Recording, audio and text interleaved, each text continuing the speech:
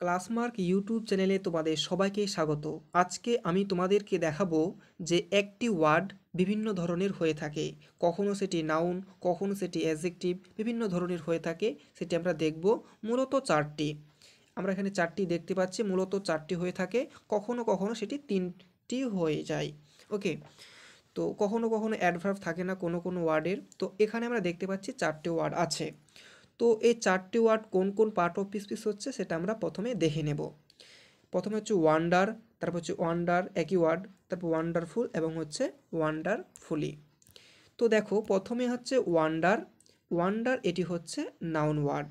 তারপরে ওয়ান্ডার এটা হচ্ছে ভার্ব ওয়ার্ড। এখন কনফিউশন হয়ে যেতে পারো যে দুটোই হচ্ছে ওয়ান্ডার একই ওয়ার্ড, কখনো হচ্ছে নাউন কখনো হচ্ছে ভার্ব, তাহলে কখন সেটা হবে মানে পারফেক্টভাবে বলতে পারবো যে এটা নাউন বা এটা হচ্ছে ভার্ব, সেটা আমরা বাক্যে প্রয়োগ করে দেখব। বাক্যের মানে পজিশন অনুযায়ী কিন্তু সেটা চেঞ্জ হবে, কখনো হবে নাউন কখনো হবে ভার্ব। আশা করি বুঝতে পেরেছো। এবং ওয়ান্ডারফুল এটি হচ্ছে অ্যাডজেক্টিভ। সাধারণত শব্দের শেষে ফুল থাকলে সেটি অ্যাডজেক্টিভ হয়। ওকে, এবং ওয়ান্ডারফুলি এই ফুলি হচ্ছে অ্যাডভার্ব। ওকে, ওয়ান্ডারফুলি অ্যাডভার্ব, এবং সেটা আমরা বাক্যে প্রয়োগ করব, দেখব কখন কোনটা কি হচ্ছে। দেখো আমরা যে বললাম ওয়ান্ডার, এটি কিন্তু নাউন বললাম প্রথমে, তারপরে ভার্ব বলেছি। আমরা এটা নাউন হিসেবে দেখব যে নাউনের অবস্থানে বসেছি কিনা। Okay, this is the really the fact of wonder. Okay, এই হচ্ছে সেন্টেন্স। এবং ওয়ান্ডার মানে কি বলতো? ওয়ান্ডার মানে হচ্ছে বিস্ময়। তাহলে এই সেন্টেন্সের বাংলা অর্থ দাঁড়ায় যে সত্যি এটি বিস্ময়ের বিষয়। রাইট? দেখো, অফটা হচ্ছে প্রিপোজিশন। তোমরা জানো প্রিপোজিশনের অবজেক্ট বসে, আর অবজেক্ট হিসেবে যে বসতে চাই সেটি কিন্তু নাউন বসে, নাউন বা প্রোনাউন বসে, কিন্তু এখানে নাউন হিসেবে আমরা দেখছি। ওকে, তো সেদিক থেকে বিচার করে আমরা বলতে পারি যে ওয়ান্ডার হচ্ছে নাউন, অর্থাৎ নাউনের অবস্থানে বসেছে, ঠিক জায়গায় বসেছে। ওকে, এবার ওয়ান্ডার শব্দটা কিন্তু আবার ভার্ব হিসেবে দেখব। দেখো, এটা আমরা ভার্ব হিসেবে দেখব। Everyone everyone has the wonder to hear the sudden news. এখানে আমরা এটা ভার্ব হিসেবে দেখছি। কেন? দেখো যে হ্যাজটা হচ্ছে অক্সিলারি ভার্ব, এরপর কি বসেছে? মেন ভার্ব বসেছে। ওকে, এই ওয়ান্ডারটা হচ্ছে ভার্ব। এটা কিন্তু হ্যাভ হ্যাজের পর কিন্তু ভার্বের V3 বসে। ওকে, তো এটা হচ্ছে ভার্ব। তাহলে এই বাক্যের অর্থ দাঁড়ায় কি বলতো? যে আকস্মিক খবর শুনে সবাই অবাক হয়েছে, এমন অর্থ দাঁড়াচ্ছে। তাহলে এখানে ওয়ান্ডার আমরাকে কি দেখলাম?